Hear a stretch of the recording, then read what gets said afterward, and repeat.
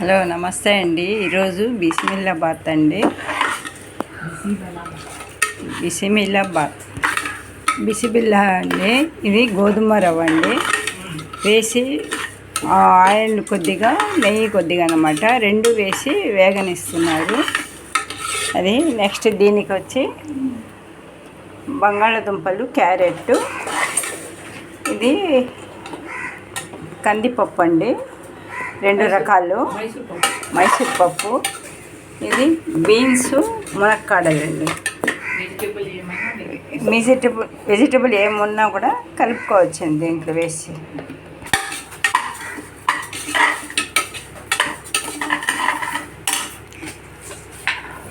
వేగాలండి. ఇప్పుడు నెక్స్ట్ వచ్చి జీలకర్ర అండి, ఒక స్పూన్ జీలకర్ర. నెక్స్ట్ వచ్చి పసుపు,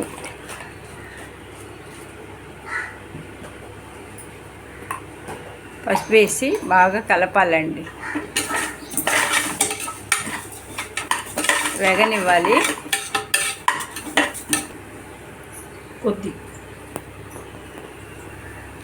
కొద్దిగా అల్లం వెల్లుల్లి పేస్ట్ అండి, అది కూడా వేగనివ్వాలండి కాసేపు, ఒక రెండు మూడు నిమిషాలు అన్నమాట. దాని తర్వాత నెక్స్ట్ వచ్చి పప్పు అండి, కందిపప్పు, రెండు రకాలు అన్నమాట, అవి కూడా వేసి వేగనివ్వాలి.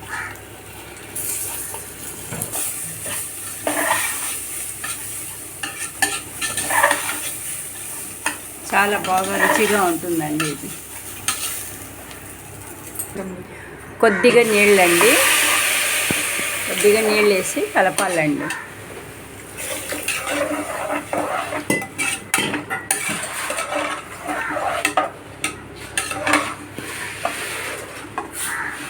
నీళ్ళు వేసి కలిపిన తర్వాత మునక్కాడలు, బీన్స్ అండి.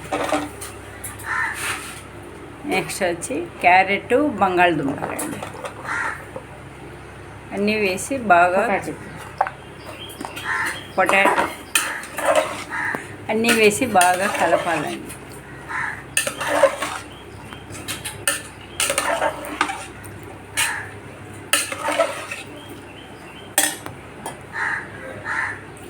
కొద్దిగా నీళ్ళు ఇస్తూ రావాలండి.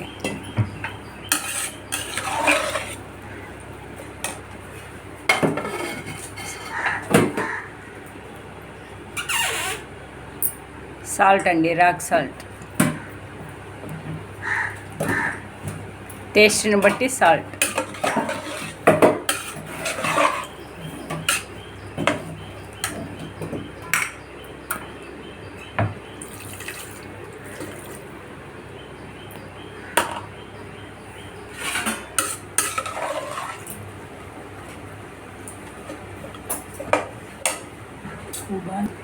ఇంకాస్త నీళ్ళు వేసి కాసేపు ఉడకనివ్వాలండి. అంత ఇలా ఉడకాలండి, ఇలా ఉడకాలండి, బాగా ఉడకాలండి. ఇప్పుడు దీన్ని రుచి చూసుకొని సాల్ట్, తర్వాత ఇది సరిపడ నీళ్ళు వేసేసి ఇంకా మూత పెట్టాలండి. 3 విజిల్లు వచ్చాయి. ఇలా ఉడికిందండి, 3 విజిల్లకు ఇలా ఉడికిపోయింది. ఇప్పుడు దీంతో తాలింపు చేయాలండి. పోపు దినుసులు, ఎండుమిర్చి, ఉల్లిపాయ, టమాటా, కరివేపాకు అండి. ఇప్పుడు ఆయిల్ వేస్తున్నారండి. స్టవ్ వెలిగించి ఆయిల్ వేస్తున్నా. కొద్దిగా ఆయిల్, కొద్దిగా నెయ్యి అండి.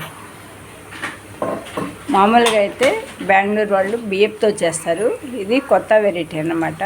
గోధుమ రవ్వతోటి చేస్తున్నా, కొత్త వెరైటీగా. నెయ్యి అండి,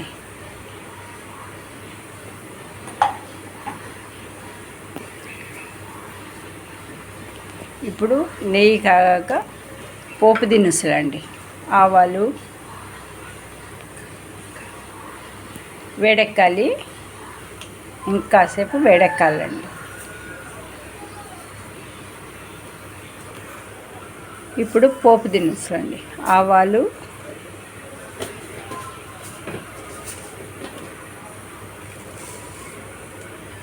జీలకర్ర,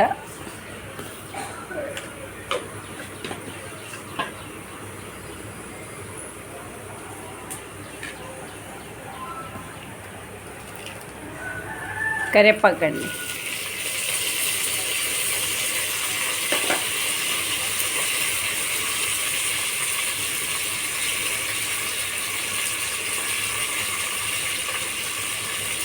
ఎండుమిర్చి,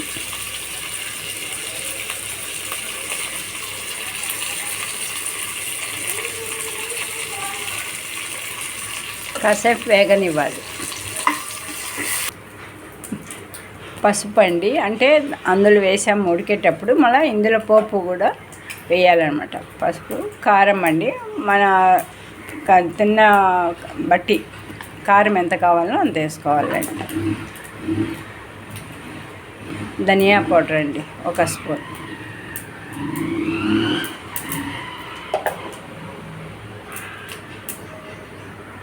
ఇంగువ,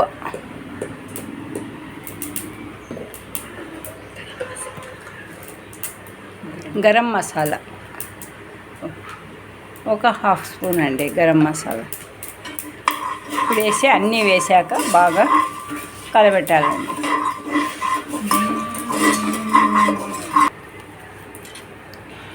ఇప్పుడు ఉల్లిపాయలండి, టమాటా కూడా,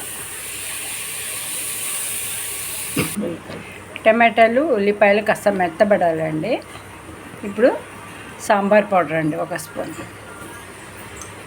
వేసి, సాల్ట్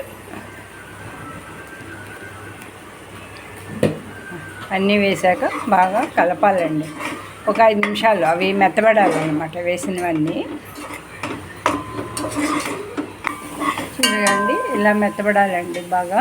ఇప్పుడు మనం ఉడకబెట్టుకున్న ఇదంతా వేసి కలపాలండి.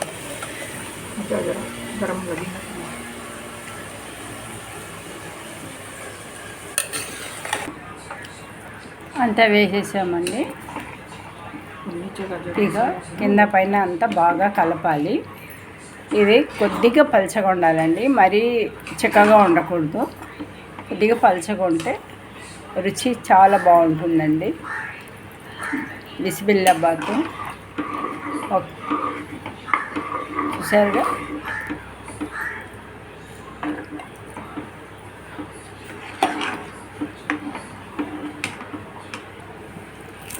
అంతా వేసి కలిపాక పైన కొత్తిమీర అండి, కొత్తిమీర వేసేయాలి.